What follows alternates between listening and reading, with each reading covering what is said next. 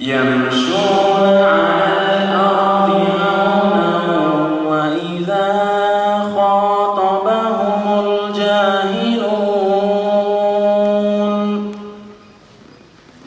Peygamber Aleyhisselatü Vesselam'ın elinin altında, dizinin dibinde yetişen o güzide nesilden de karşımıza çıkacak her türlü sorunun cevabını kendi hayatında şahsileştiren bir sahabinin hayatında bulabiliyoruz. Adeta Peygamber Aleyhisselatü Vesselam elinin altındaki sahabileri öyle bir yetiştirdi ki biz sadakat noktasında bu sorunun cevabı nasıl cevaplandırılacak şeklinde tereddüde düştüğümüz zaman Hazreti Ebubekir'in hayatında bunun cevabını net olarak alabiliyoruz. Haya nasıl olmalı? Hazreti Osman'ın hayatında var onun cevabı. İlim nasıl edinilmeli? İlmin kapısı Ali Ekber'de var o sorunun cevabı. Emniyet ne demek? Bir insan emin bir şekilde davranması için nasıl olması gerekiyor? Ebu Ubeyde bin Cerrah'ta bulabiliyoruz o sorunun cevabını. Uzatın gitsin. Şehadeti Ubeyd bin Adi'den ve diğer farklı özellikleri diğer sahabilerin hayatından net olarak bulabiliyoruz. Ve bununla beraber bugün programımızın da ana teması olan adalet noktasında adalet nasıl temin edilmeli sorusunu sorduğumuz zaman da biz bunun cevabını da Hazreti Ömer'in hayatında net bir biçimde görebiliyoruz.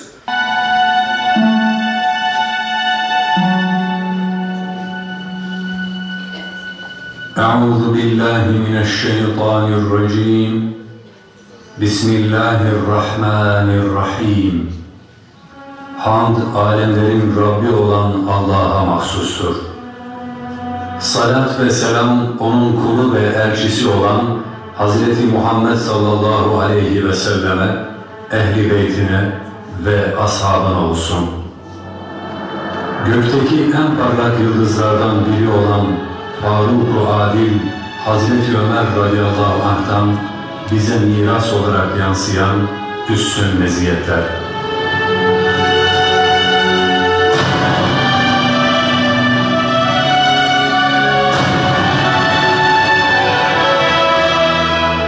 Samimiyeti kalbinin esası kılan Hazreti Ömer, cahiliye hayatında bile davasına olan bağlılığı ve kararlılığıyla bilinir.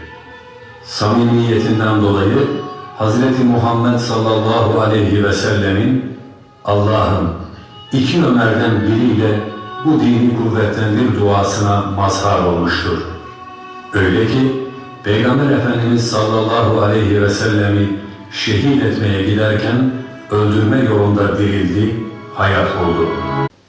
Zayıf olanların adaletten ümit kesmesini, güçlü olanların ise adaleti bir kayırma mekanizması olarak görmesini toplumun felaketi olarak görüyor. Düşünelim, gerçekten böyle değil mi? Esasen 21. yüzyılın ana problemi bu değil. Müslümanların da problemi bu.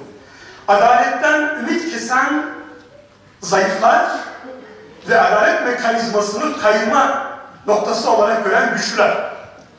Biz biliyoruz ki hangi sorunumuz Birleşmiş Milletler'e giderse mutlaka aleyhimizde sonuçlanır. Zira biliyoruz ki Birleşmiş Milletler'in o konseyleri güçlü olanları kayırır, zayıf olanları umutsuzluğa düşürecek kadar, nihayetinde kınıyoruz deyip geçecek kadar karar verir, öyle değil mi? Bunu toplumsal bir felaket olarak görüyor. Ve onu tarif ettiği toplumsal felaketi, dünya felaketini maalesef bugün yaşıyoruz.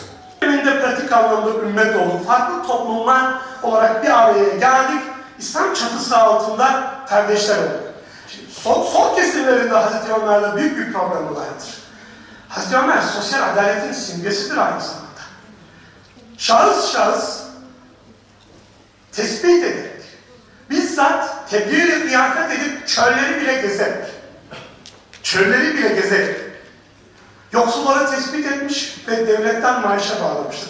Atiye denen herkesin maaşını tespit etmiş, bizzat bazen kendisi götürüp vermiştir. Ne yapıyorsun dediğinde, siz Allah'a hesap verecek olan siz değilsiniz, benim demiştir. Dolayısıyla götürecek olan da benim demiştir. Şimdi böyle bir sosyal adaletin olduğu bir yerde bir sosyalizm efsanesinden bahsetmek mümkün müdür? Elbette mümkün değildir. Dolayısıyla Hazreti Ömer 21. yüzyıla doğrudan alakalıdır. Gerek ırkçılık problemiyle alakalı, gerek sosyal adalet sistemiyle alakalı.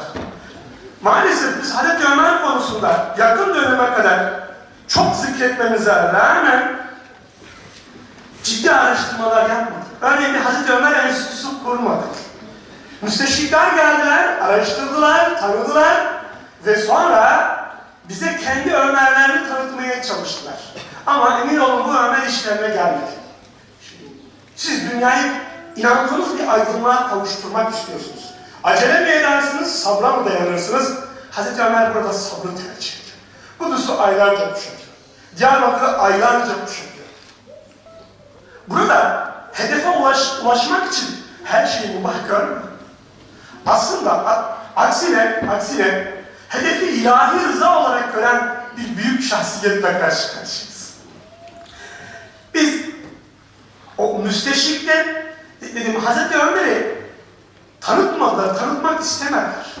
Ama biz tanımak ve tanıtmak durumundayız. Bütün ayrıntılarıyla tanıyıp bilmek durumundayız. Hocam pardon. Hocam.